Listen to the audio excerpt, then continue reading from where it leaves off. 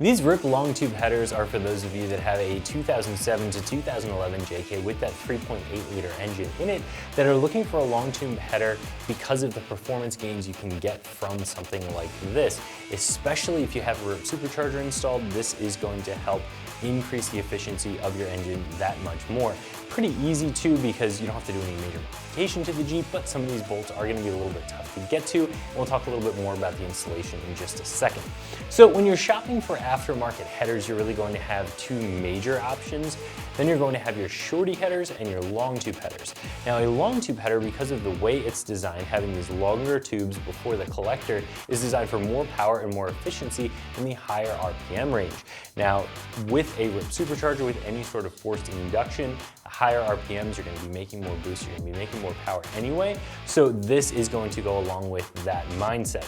Now, if you're not talking about forced induction, in general, Jeeps are one of those vehicles that spend more time in the lower RPM range, and you're looking to maximize torque and power at the lower RPMs, especially for somebody who's doing some off-roading.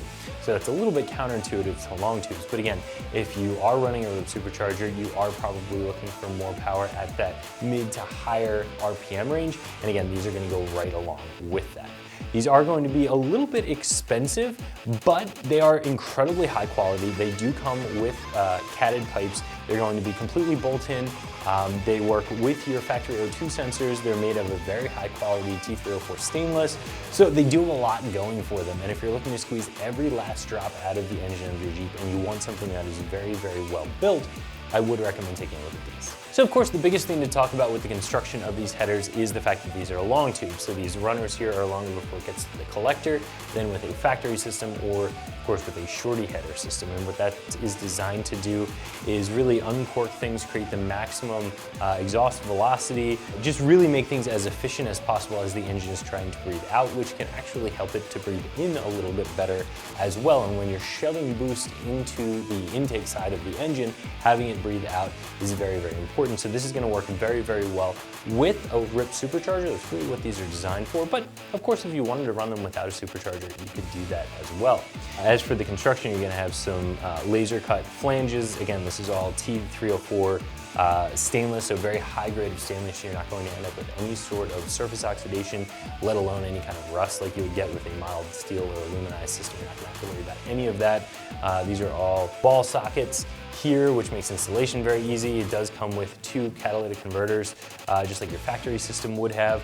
All of your factory O2 sensors are going to work in all of the bungs that are already welded into the system. All of your factory heat shields work. This is a very well-designed system that is designed to bolt right into your Jeep. So again, for installation, I am going to give this a 2 out of 3 wrenches, an easy 2 out of 3. Some of these bolts are a little bit difficult to get to, but still no major modification of the Jeep necessary. All you have to do is remove those factory headers and install these ones. You're going to do that by uncoupling the headers from the rest of the exhaust system. You're going to have to get up in there, remove all of the bolts that hold the headers onto the engine, disconnect any of the piping wherever you can to make this system as small as possible, make it as easy as possible to drop everything out of the way. Once the entire system is removed, you can go ahead and install your new headers and bolt everything back together.